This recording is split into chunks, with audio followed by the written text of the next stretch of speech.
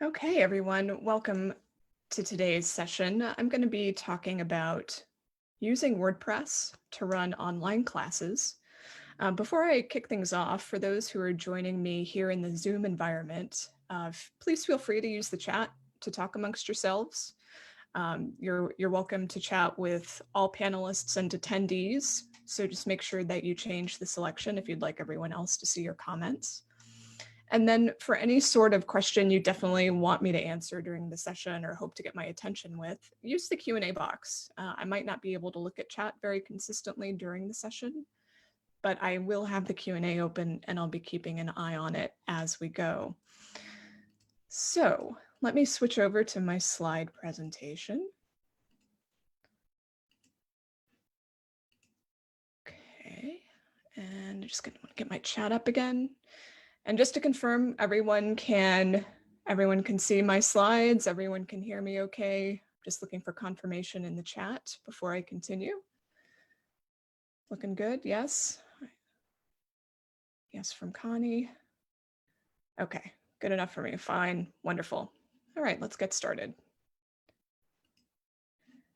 So before I get into what today's session is billed as, which is WordPress use, I want to talk about some of the easier third-party options that are probably more prevalent than using a WordPress site. And that's because they're so easy and they don't require any special technical knowledge or setup. It's really plug and play, and you're ready to get rolling from the time that you set up an account.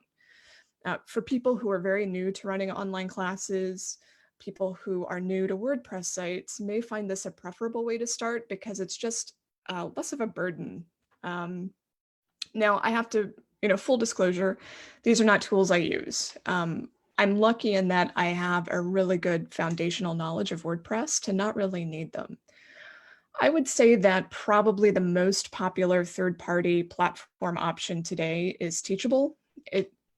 I want to say that it's probably been around the longest, although Udemy maybe steals that honor as being around even longer than Teachable. But Teachable is definitely, of the generation of online course platforms today, I feel like it was one of the earliest ones to market in terms of its features and how it operates. There's also services like Skillshare, Thinkific, and Podia or Podia. I don't really know how to pronounce that. A lot of these things I don't know quite how to pronounce. But in any event, all of these platforms have something in common, which is they're third-party platforms. You go and you set up an account, and they're not run off your own website. They have their own proprietary system that you're using. Although you can use your own domain, like you could have a domain that you've purchased, and it could look like your own site, powered by, one of these platforms. So again, one of the reasons you might consider these instead of what I'm about to talk about is that it's not going to require much tech knowledge from you. The systems are pretty intuitive. Some of them have been really well tested. The bugs are worked out. They have a lot of rich features, lots of marketing opportunities built into some of them as well. And then also, which this can also be very important for those of you who are not quite into the tech deep end like I am, they have the payment systems all integrated. So it's not this thing that you have to figure out on top of building the course and marketing the course.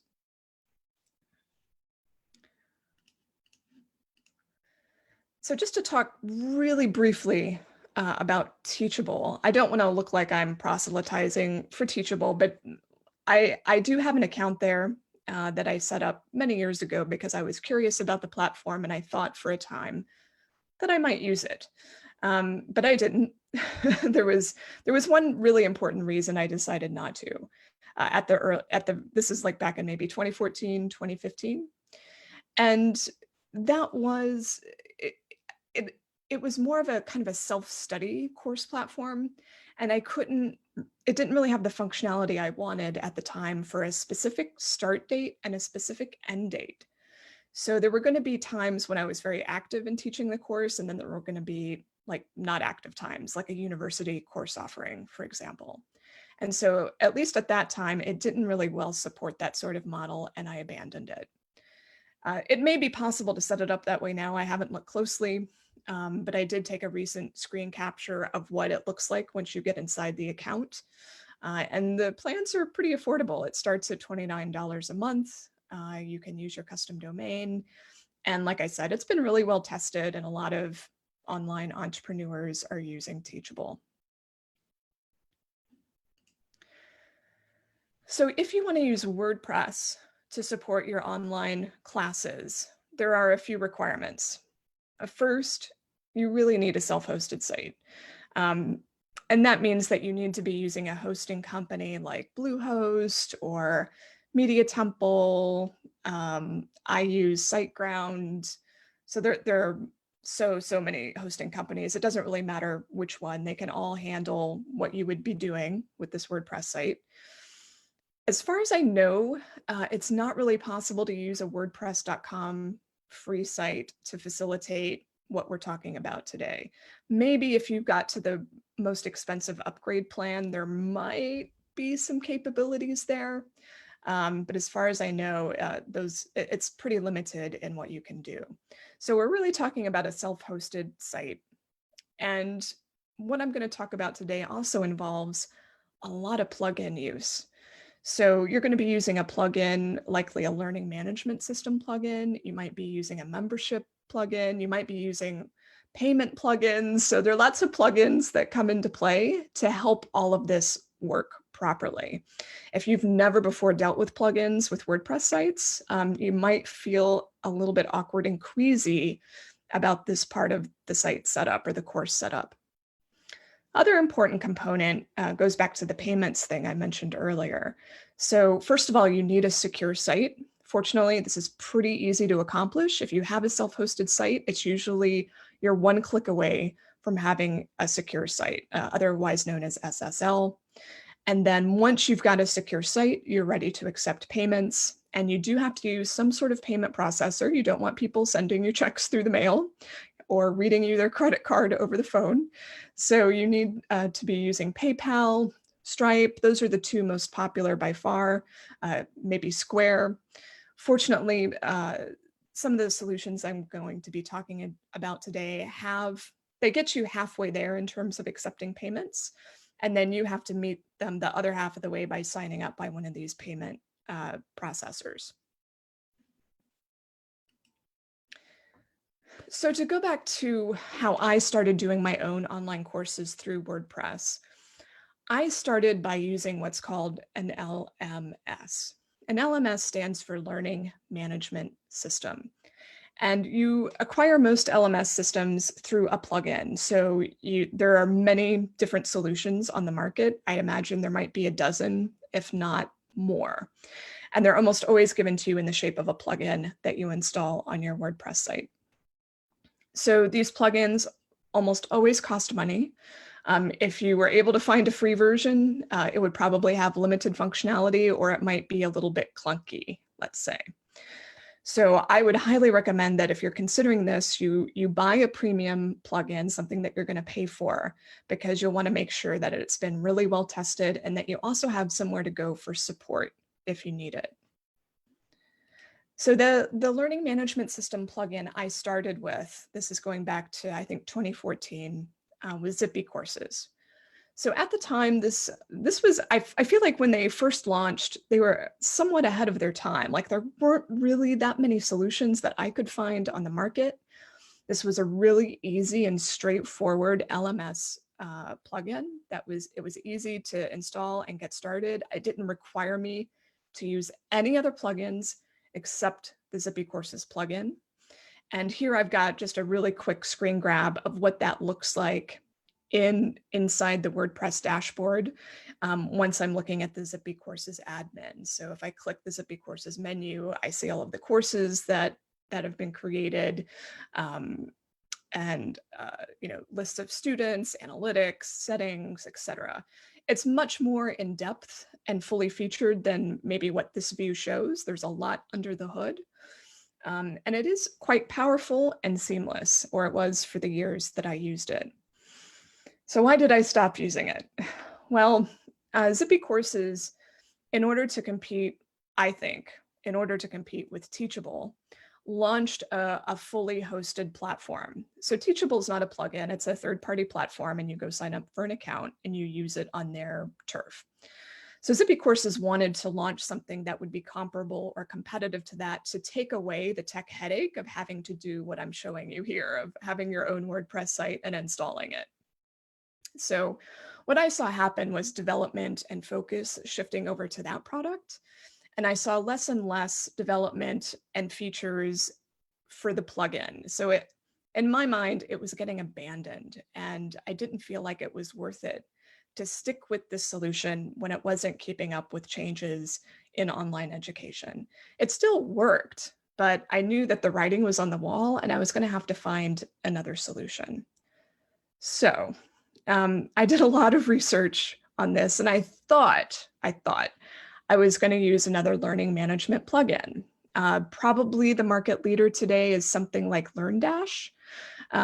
It definitely has like the most polished, best looking site. It really sells you well on all of the features, and it's reasonably priced. It's $159 a year at the base or foundation. So this means you can use it on at least one site. If you wanted to use it on 10 sites, then the price would go up. So I actually bought this and I played around with it for about a week until I realized, after reading some more articles and actually getting some advice from someone who subscribes to my newsletters, she suggested that I take a look at membership plugins instead. And then I did a little more digging and I found out that there's a really well-known entrepreneur, Paul Jarvis. If you don't know who he is, he did a really great book called The Company of One. I highly recommend it. He does a really well-known MailChimp Essentials course, and he's known for running six-figure courses, basically. So I'd already been following him for a long time, and I read some of his really in-depth information about how he launches online courses and the technology he uses. And what I found really astonishing is that for someone who runs six-figure courses, which I don't, he doesn't use an LMS. He uses a membership plugin. And so I decided to get my refund on LearnDash. They do have like a 30-day policy. Most plugins do if you're paying for them. And I decided to switch gears and use something called Restrict Content Pro. So the Restrict Content Pro is not very important, not a learning management system, but it can be adapted to serve that purpose. And so I do not recommend this to everyone. In fact, you'll probably want to look at learning management systems first. I'm going to show you some of the complexity involved in adapting a membership system to support online courses, and it might frighten you off, and that's good. But I found that the reason that I like this is for two reasons. One is that for my online courses, I don't need to do assessments. I don't need to do quizzes. I don't need to have testing. I don't need that much in the way of analytics. I don't need anything except a way to allow for people to access content that's behind a paywall.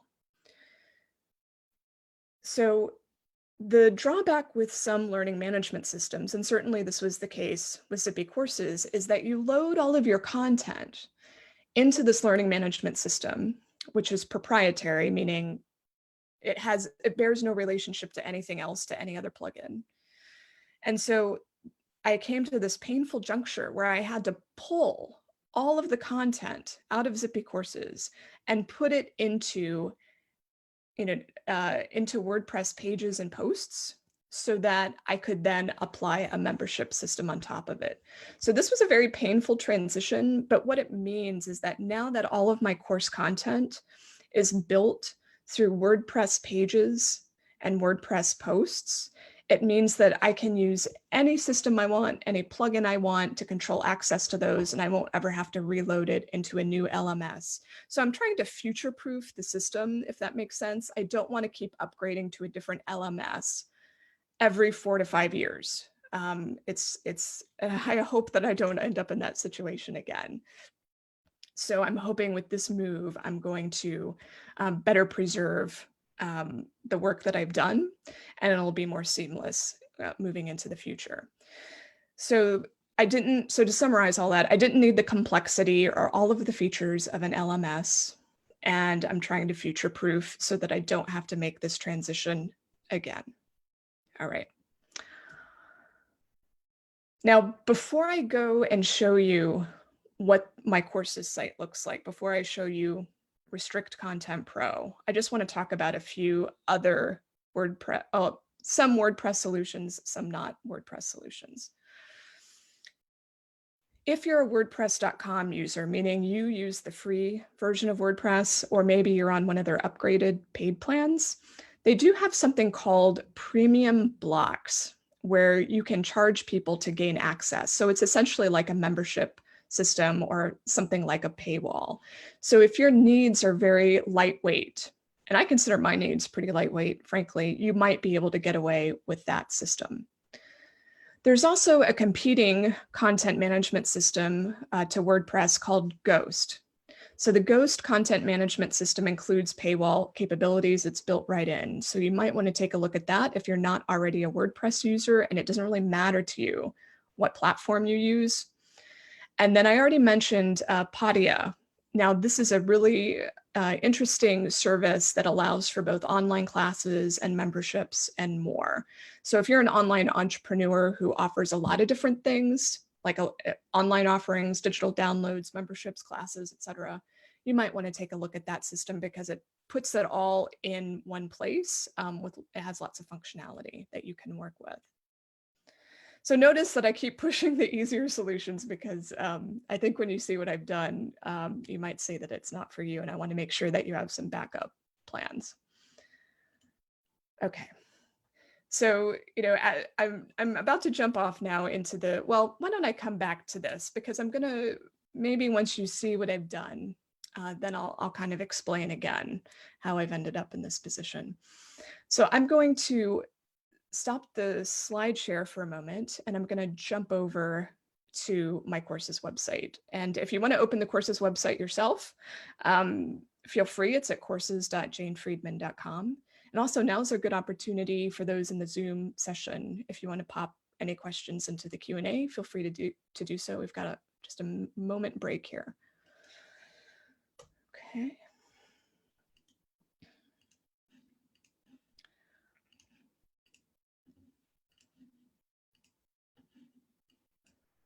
All right, so everyone should now see my online courses website, which is at courses.janefriedman.com.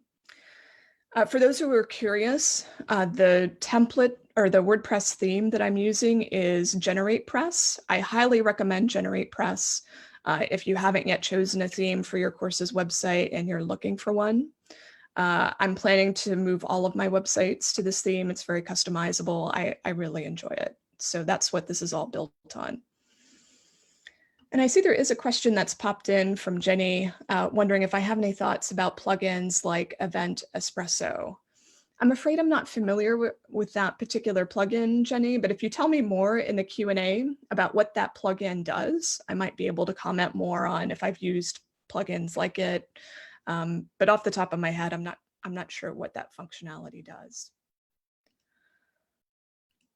All right, so if you were to just load up courses.janefriedman.com, you would come to a login page. You'll notice that, oh, Joel's asking me to repeat the name you're using, and I'm not sure what name you mean, Joel. Maybe you can clarify in the Q&A. I'll hope that he jumps in here again. So if you go to the courses.janefriedman.com, it's a very unfriendly landing page. Like, I'm not using this to market. I have the marketing pages elsewhere. They're not here on the online courses site. This may or may not fit your intention for your courses site. I already have a website at janefriedman.com that serves as the marketing. So people only end up here if they are totally clueless for the most part. Once they've already bought into a course, they're funneled into the appropriate place that they're supposed to be. So, but if let's say you've already registered for a course and now you need to log in, just going to log in as if I were a student first. So I'm going to log in, and you'll notice right away that the menu changed. There are now all sorts of options that I can see that I wasn't able to see when I was logged out. And I now have been taken immediately to the course that I purchased as a student, which is how to write your book proposal. And you'll notice as I scroll down the page, this is a big overview of the entire class. And if I click in, then I get the lectures, additional reading, FAQ, and then also some course navigation and mark as complete, etc. So this is all built on top of WordPress pages. And I've just created pages that are linked together in the order that makes sense for the course. So in a few minutes, I'm going to show you the back end of this. So it's nothing really more than building WordPress pages from a template again and again and again. Okay. Oh, Joel is asking for the name of the template. It is called Generate Press, Press, Generate Press. You can see it in the footer of the site. Okay, so in the menu, if you have signed up for multiple courses, you will find them under here. This particular student that I've created only has access to a single course, but if they had access to more, they would all appear under this menu item. I can also go to my profile, which is the details about my account, my course registrations. There's a contact page, which is open to everyone in case people need assistance. And then I've also added a little marketing tab for webinars. So, and then there's a log out button. If I press log out, then I go back to where I was. So it's pretty simple, pretty straightforward. But obviously a lot has gone into that experience that I just showed you. So now I'm going to log in as the administrator. So as the administrator of the site, I'm going to show you the back end of how this works. All right, so now I'm logged in as the admin, and you'll notice that the menu is yet again different. And right now we're seeing all of the courses that are available right now through the site, which there's only two. I don't have that many at the moment. There's just the two. I'm not here though to show you these courses. I want to show you the back end of how I built this. So let's go into the WordPress dashboard.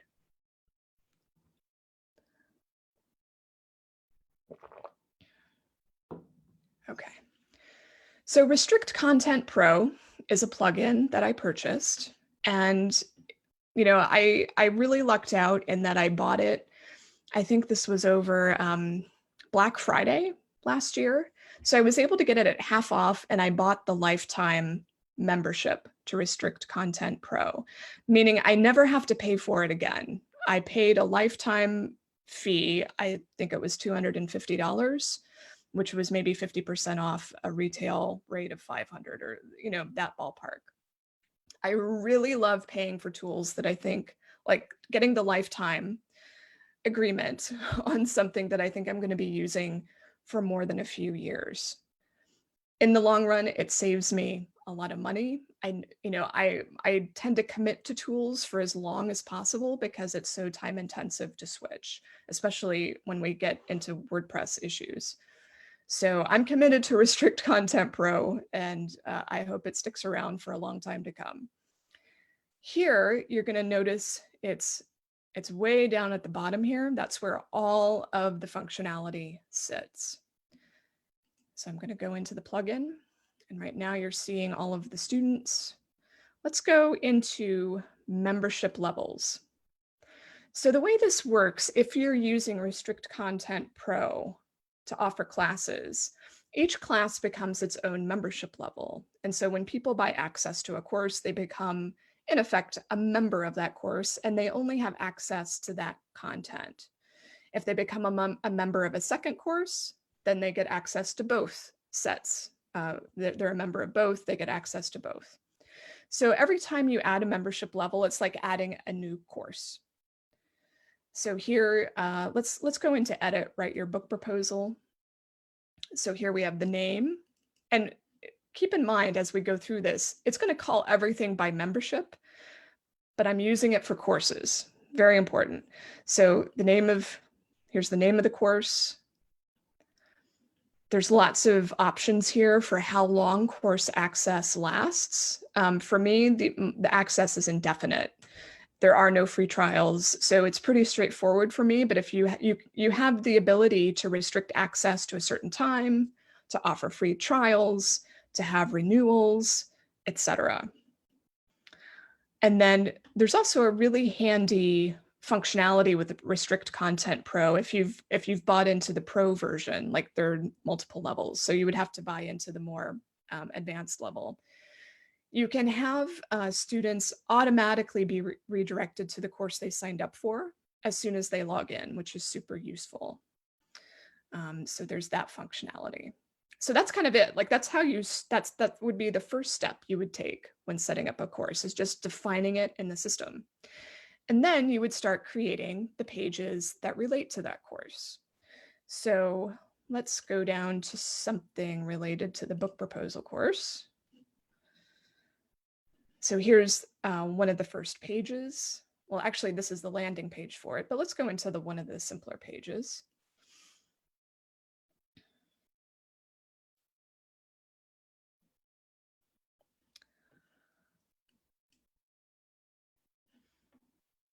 Oh, this is a old one. Let's do a different one.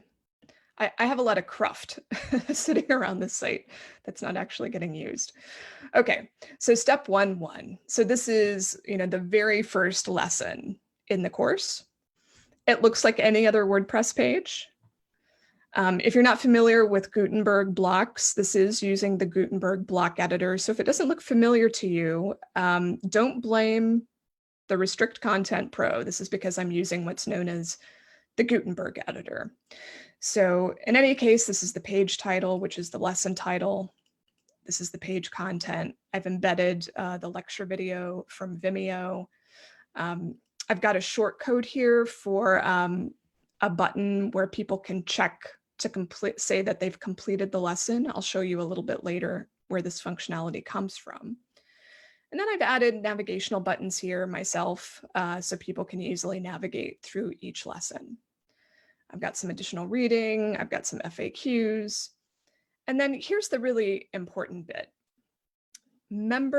Restrict this content, member access options. So if it's not appearing for you, I just want to show you how this works in Gutenberg.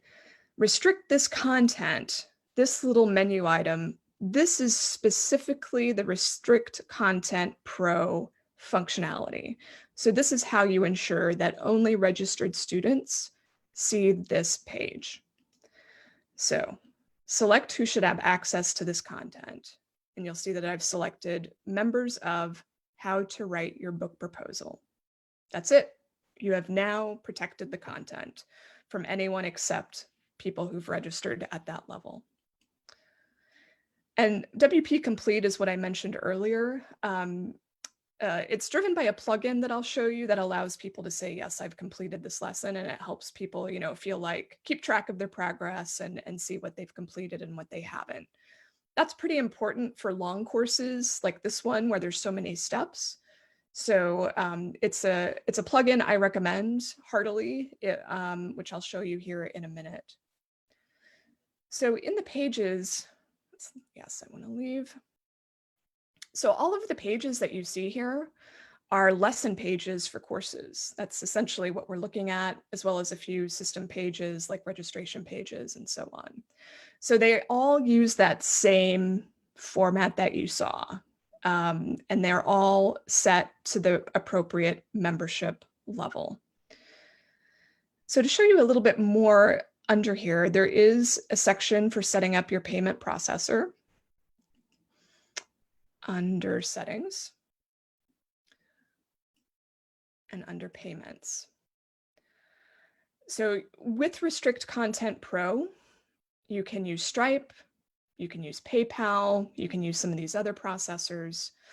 And It may look a little bit intimidating, but Restrict Content Pro does have decent documentation to step you through it. And the payment processor you use likely also has some really good documentation about how to handle this. The good news is that you can always operate it in what's called sandbox mode, which allows you to test the plugin and make sure that the payment processing is hooked up correctly. I'll show you the registration or payment pages a little bit later. But this is how you ensure that when people check out and make their payment, that it actually works, like your site communicates with the payment processor. So there are lots of other settings related to this plugin. I won't get into them because it can get a little bit complicated to discuss, but there's lots of different customizations you can apply, including emails that get sent based on specific actions. So you can control all that through the plugin. You can also customize invoices that get sent to people who register. And again, more customizations here. There's a lot. And a lot of it I don't in fact use because my needs are pretty simple. But you'll see here under the Restrict Content Pro menu, you can look specifically at memberships that are active, specific customers, you can generate discount codes, you can run reports, you can export student lists and so on. So there's a lot here that I'm not going to show you because like I said, it can get complicated to discuss, but it's a very fully featured system. So let me go and show you some of the other plugins I'm using that have been important for making this work. So I showed you WP Complete, which is right here. And I'm sorry, but I can't even recall if I paid for this plugin or not. It's possible that I did, but it does exactly what it says here. It helps your students keep track of their progress through your course. And you add the button by just adding in the little short code, and then the button appears. I've also added a really important plugin called Say What. So this is what allows me to use Restrict Content Pro, not as a membership site in this instance, but as a courses site. So let me show you what that means. Where are you? There we go. So Say What allows you to say, I want you to look for all of the phrases that say things like membership, renew your membership, you are signing up for a membership, you do not have memberships. And I'm changing it to things like registrations. You do not have any active registrations. You are registering for a new course. Check your course registrations, choose your course, et cetera, et cetera. So this may look a little bit confusing on the surface, but it's actually super straightforward. Wherever you see language appearing on the site that you want to change, you just add a change like this. You type in whatever the offending phrase is here. You type in RCP here. This is just for Restrict Content Pro. What this tells WordPress is the phrases that you find, you should only search for them and change them as it pertains to the Restrict Content Pro area. And then new improved language here, which will replace whatever is up there. So I'm not going to add that because that's just nonsense. But you can see all of the changes that I have made right here. This works with any website. If there's language on your website that frustrates you, you can change it in this way. You should not be intimidated by it because you can't really break your site using this. The worst that can happen is that it won't work. And it's usually because you don't have the text domain identified correctly. But for Restrict Content Pro, it's very straightforward. It's just RCP. If you want to change language in your theme, then you just need to find out what the theme is called, in the file system. For me, that's Generate Press. So that's one really helpful plugin so that it just creates a more seamless experience for people, that they're not seeing references to memberships when they're actually registering for courses. Something else that I use is Download Monitor. So this allows me to add PDFs and other downloads to the site that are available only to people who are registered for a course, meaning they can't be, someone wouldn't be able to take a link from it, like a student couldn't take a link to that download, share it with a friend, and have that friend then get the download because they have the direct link. So Download Monitor protects your downloads. This also could be used with any website, not just, a Restrict Content Pro website. Let's see, what else? Oh, I've got a plugin related to making sure that I can put a log out button on the menu. I'm going to show you more about that in a second, as well as something called Menu Items Visibility Control. These two things, again, have the potential to intimidate you, but I'll show you what they do, and maybe you'll give it a try if this process interests you. You'll see that I've got some Restrict Content Pro plugins that are related to my upgraded plan, which I use. And anything else here? Nope, I think that's it. So everything else is just random plugins that I use just for the functionality of the site. I'm checking in on the questions now to see what I might have just flown right over. Susan is asking for clarification what I mean. What do I mean by dashboard? So when I talk about the WordPress dashboard, I'm just talking about what we're looking at right now. So you, as the site administrator, are the only person who has access to this dashboard. It allows you to make changes to the site. Let's see. Jenny was asking, what are the colored dots to the right? It was inside the pages. Let's go back to a page and see, Jenny, if I can find what you were curious about. Go to step 1.1.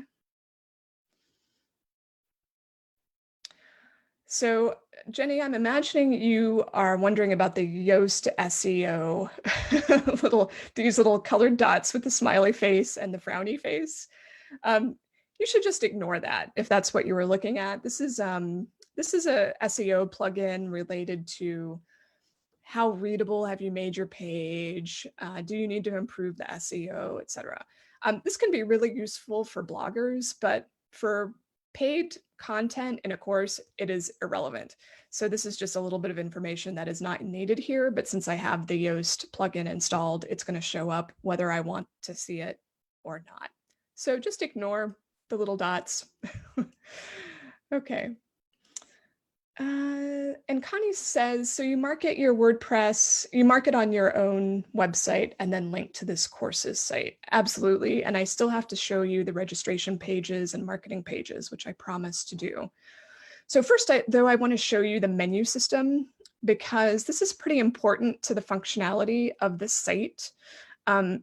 And making sure that it's easy for students to find what they're looking for and to make sure that someone who's not registered and has not purchased a course basically has the most limited amount of information possible. So I'm going to go to Appearance and to Menus. And here you can see that right now you're looking, you see all of the potential menu items that could appear on the site. But whether someone actually sees these menu items is dependent on very specific conditions. So here you'll notice all of this coding, which looks scary, right? But I did not just come up with this out of thin air. I'm not a coder. I couldn't tell you what this means. Rather, what I did is I went to Restrict Content Pro's site, and I'm going to go there now. And I looked in their documentation for how can I hide menu items? And so I found that information right on Restrict Content Pro's site. They suggested that I download the Menu Item Visibility Control plugin. And then they gave me the specific code to use based on what I wanted to see happen. So if you wish to show this, then use this code. If you wish to show that, use this other code. So I just copied and pasted what they told me to right into the box, depending on what behavior I wanted. So the end effect is that People who have a membership, they're the only ones who see the courses tab. And members of these two courses only see those courses if they are registered members.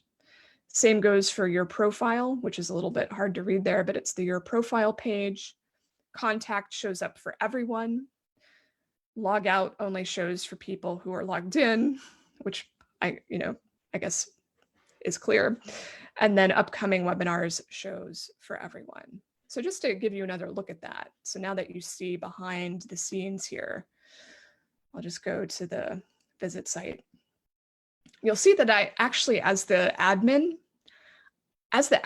I don't even see the Your Courses tab, because when I pasted in the code, I didn't indicate that even the admin should also see it. I said only members. I didn't even add an exception for admin, but as an admin, I don't care. I know what courses are here. So if I were a member though of one of those courses, it would show up in the tab. So this gives you so much flexibility with what the menu system looks like, depending on what people have paid for. So I'm just going to log out so you can see the original behavior of that. Let me go back. So you'll see now it's gone back to the default, what everyone sees, contact, and upcoming webinars.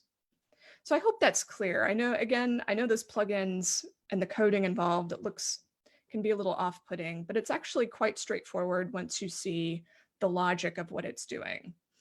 It's all about access and levels of access. So that's how I use Restrict Content Pro. Now let me show you the marketing side of this. I have, why don't actually I do this from another angle. Lots of people want to know how to write a book proposal, so they will type in how to write a book proposal right into Google. And if I'm lucky, I will get the top spot, as I do here. People will jump to this post, they'll read it, and they'll be like, wow, this is really cool. This is a lot of good information. I want to take this class. So, I've got some links. I offer a self-study course. So here's the marketing page, how to write your book proposal. And so I have a lot of explanation about what's in the course, who should take it, who I am, testimonials, and then I've got the buttons to purchase. It isn't until someone actually clicks a button to purchase that they go to the courses website. So if I click on that, I now go to courses. Notice that we've still got the boring limited menu up there because this person is not yet a member of a course. They haven't registered. So I've just got a brief description here. They've already had the full marketing description. They don't need the full spiel again. I just have a summary. And then when they register for a new account, they're setting up their login credentials. And then here's the payment. And then people can pay by PayPal or by credit card. PayPal gets processed by PayPal. Credit card gets processed by Stripe. And then people register. So once they register, assuming the payment goes through, they will immediately jump to the landing page for the course. They'll also receive automated emails through Restrict Content Pro that say success, you've been registered, reach out with questions, etc. So you can set up all sorts of email triggers that people receive if you like. But once they've paid, they've already got their course login credentials, they'll have immediate access to the course, unless you have somehow set that level, the membership level, to not activate until the future. So for instance, if you had a course that didn't start until September 1, people may not be able to see anything until that date, but you'll definitely want some sort of landing page or something that says, hey, the course doesn't start until September 1, come back then, or something. So they feel reassured that they're ready, to go and registration worked. Okay, so let me go back to my slides. Wherever those went, where did they go? I think I accidentally closed it. Give me a second to bring that back up. Here we go. All right. Need to try that one more time. There we go.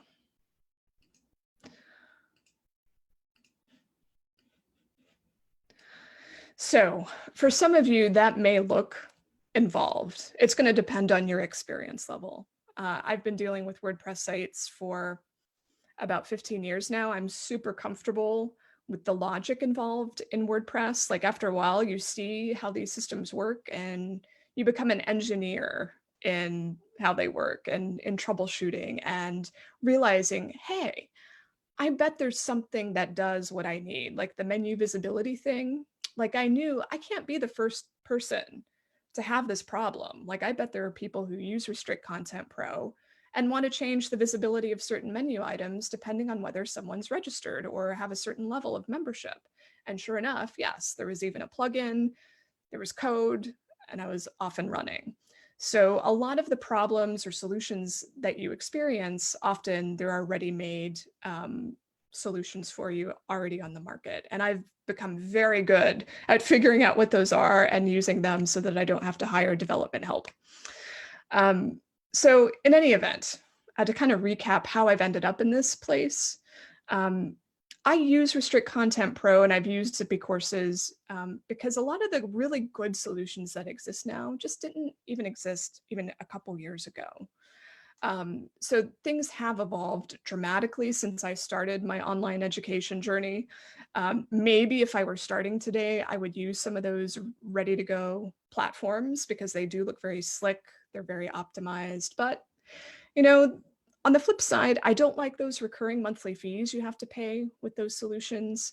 Sometimes they take a cut of your revenue, and sometimes they charge you a monthly fee and a cut of your revenue, which I find really annoying. So as I said, Restrict Content Pro was a pay once, and I have it forever. And one of the other reasons I'm using it is that for my paid newsletter, the hot sheet, eventually all of the content in the newsletter that's been published over 5 years is going to appear on the hot sheet website behind a paywall. So I can use the Restrict Content Pro plugin on that site as well to facilitate access for subscribers. So I did have more than just this single use for the plugin, which makes it all the more valuable that I got it for $250 and I never pay again. And I'm not sharing my revenue from my courses with anybody except the payment processors who take their standard 3%. Okay. So let me take a look at the questions. Get a drink of water. Diana's asking, where do you find the text domain for the Say What plugin? Such a good question. It's usually the top level of the plugin or of the file that you know is generating the text on your site. So for example, there are a lot of things on a WordPress site. The text is generated by your theme. So like where it says, for instance, leave a comment if you have comments on your site. That is generated by probably your WordPress theme. Like for me, it's GeneratePress. So if I want to change that language, I have to identify the fact that GeneratePress is the file folder or the top level file name for where that language gets generated from. For Restrict Content Pro, I knew that it was RCP because RCP told me that's what it was. So it certainly helps if there are other people using the Say What plugin and they've already identified what the text domain is. I think where you get into trouble using that tool is if you have no idea where this text on your site, what's generating it. Is it from the theme? Is it from a plugin? Is it from some other source? So ultimately you have to figure out where is that text coming from? What function is pushing it so that you can then see where it is. And I won't say that it's easy, but you will get really familiar with WordPress if you try and figure out that puzzle. And like I said, the worst thing that could happen if you identify it wrong is that the text doesn't change. So the text will only change if you actually get the text domain correct, if that's any reassurance. Okay. Just checking the questions again. Diana asks, how does my Restrict Content Pro approach compare to a Teachable or a Kajabi? So this is what I call the hard way of doing things. Essentially, you're becoming a developer. You're becoming a developer of a WordPress site. You're doing it all yourself. Most people tend to hire this out, or they use a third party like a Teachable or a Kajabi. So on a Teachable, you're going to pay a monthly fee to use it. They might take a percentage of your revenue as well. And some of the functionality that you have access to may depend on how much you're paying on a monthly basis. The other issue is that if you ever want to leave those systems, all of your content, all of your course content is stored there, and you now have the burden of recreating it on some other platform elsewhere. So once you get into these systems, it's the cost of leaving them can be high, especially if you've been using them for a long time and you have a lot of course content stored there. But I'm not saying that they're the lesser choice. You just have to think long term about what your goals are and if these solutions are good enough for where you are now. Catherine says, how did I decide to use Stripe for payment? I find Stripe very easy to set up and use, generally speaking. They also have just a really great user experience. Like if you log into your Stripe account, you need to issue refunds, you need to just see stats about the business as far as what payments have been processed. It's just really clear, easy to use. Maybe other payment processors are, but based on the PayPal experience, I am not a PayPal fan. Stripe is so much better than PayPal at finding the information you need. PayPal is a train wreck. So, just from that perspective, I think Stripe is more of a pleasure to use, and it's taking the same percentage as any other processor. So I've just found it just simple, and I've never had a problem setting it up with any website. But if you have another one that you prefer, sure, why not? I find that it's helpful. You'll get more customers, you'll get more registrations if you offer both PayPal and a credit card processing option, which is powered by Stripe. So if you don't offer PayPal, you could lose international customers or people who just, they don't want to put their credit card into a website, or they have other issues with using a credit card. But if you offer only PayPal, you're going to lose out on the people who don't want to use PayPal. So, using both if you can, is ideal. Yolanda asks, what's my refund policy on courses? In fact, I stated at the very bottom of the page of the course's website in the footer, I have a money back guarantee, 30 days, no questions asked. If people sign up, if in 30 days they decide this is not for them, I will give them the full course registration feedback. I do not want to keep people's money if the course isn't what they thought. And if there are people who basically enjoyed the course, finish it in 30 days, and then use the opportunity to ask for their money back, it's fine. But I have found that very, very, very few people ask for refunds unless they truly have a good reason to do so. Diana asks if I'm using Restrict Content Pro for webinars. No. So for webinars, I use Zoom, the system we're all in now. So this is a webinar. And so the registration form, even though I have the marketing page on my site, the registration goes through the Zoom interface. So the payment processor is PayPal, and it's through Zoom. So I can't offer a Stripe option there, or I can't connect Stripe to my Zoom registration because Zoom doesn't allow for that connection to happen, unfortunately.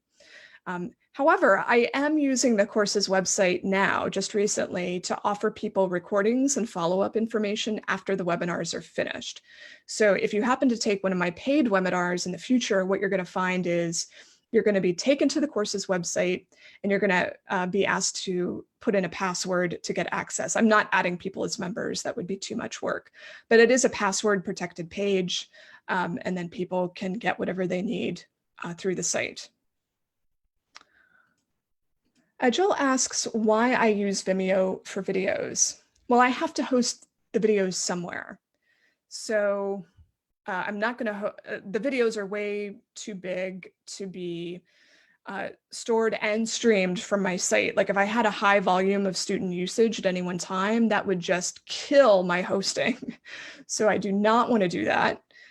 So if you do have videos as part of your courses, you should host them somewhere else and then embed them in the course, because you don't want to be using up your hosting bandwidth for people streaming your videos. So Vimeo, I think, is just, the most cost-effective option. There are others out there. I just don't know what they are, but I'm sure they exist. I think I use the Pro account. It's maybe $60 a year. For me, it's a nominal fee, and I don't think you could use YouTube, because on YouTube you can't keep videos. The privacy controls aren't as good. So with Vimeo, I can keep the video off Vimeo entirely. Like, people will never find my course videos on Vimeo, but it allows you to embed only on specific sites, if that makes sense. So I tell Vimeo, look, I don't want you to reveal this video to anyone, but I do want you to allow me to embed it at courses.janefriedman.com. So that way I protect the privacy of the content, but I can still use it where I want to. Yolanda asks if courses.janefriedman.com is a separate web page. Technically, yes. It's its own WordPress installation.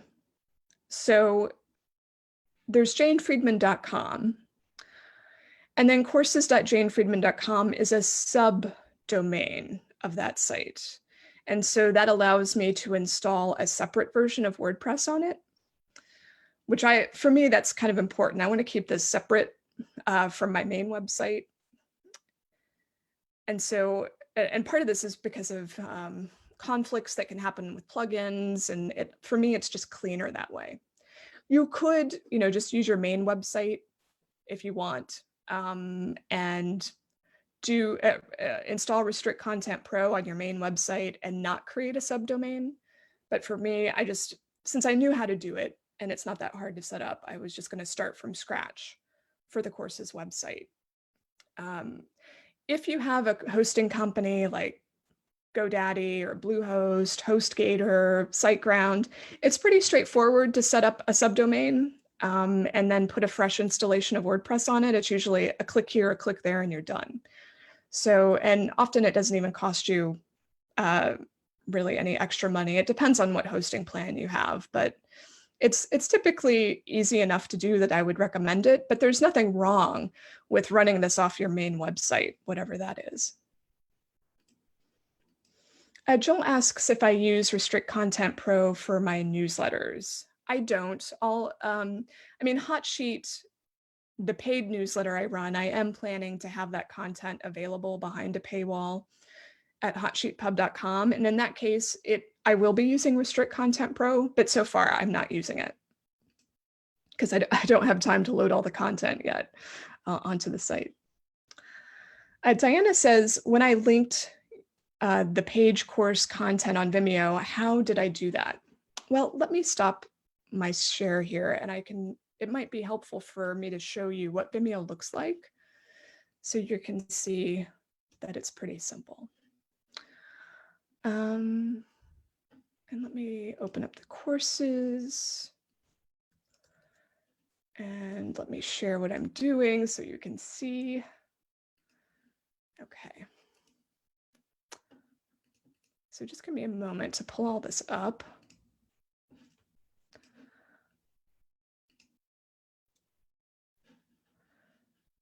Okay.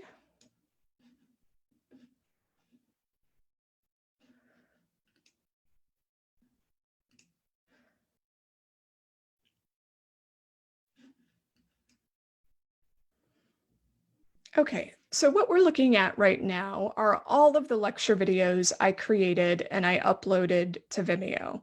So I'm gonna dig in to one of these so you can see the settings. So there's the link to the video, although if people use this link, it's not really going to work because I've got it hidden from Vimeo from Vimeo.com. So don't try typing it in; you will get no satisfaction. I'm sorry. So who can watch? I'm hiding the video from the site. Where can this be embedded? Well, I want it to be embedded on specific domains, and you'll see I've included both of these sites, courses.janefriedman.com and janefriedman.com.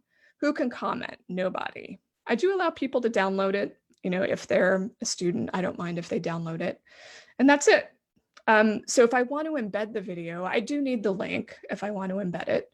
And so when I go back to the page here, and you can see the video here, there in Gutenberg blocks, there is a Vimeo block.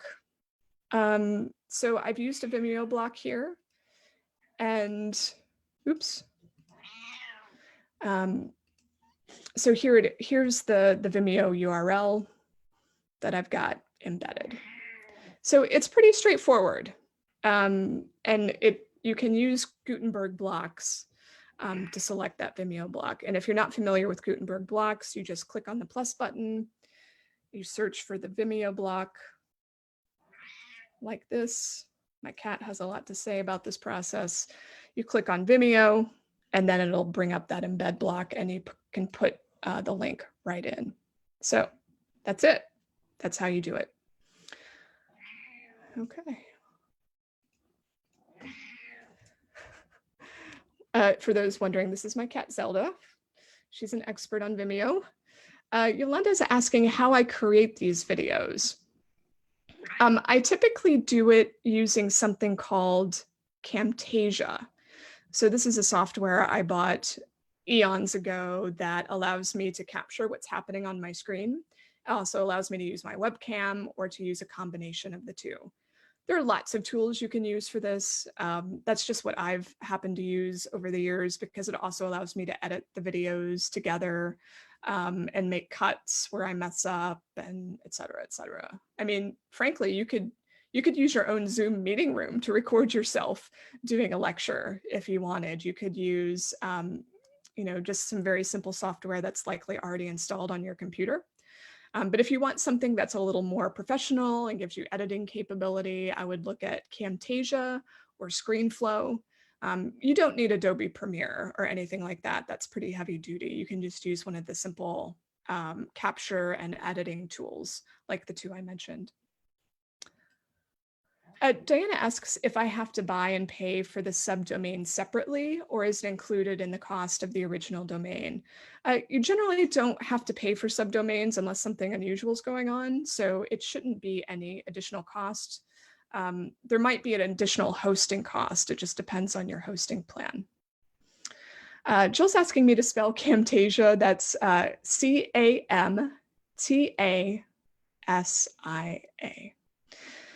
So that's it for today. We've hit 4 o'clock.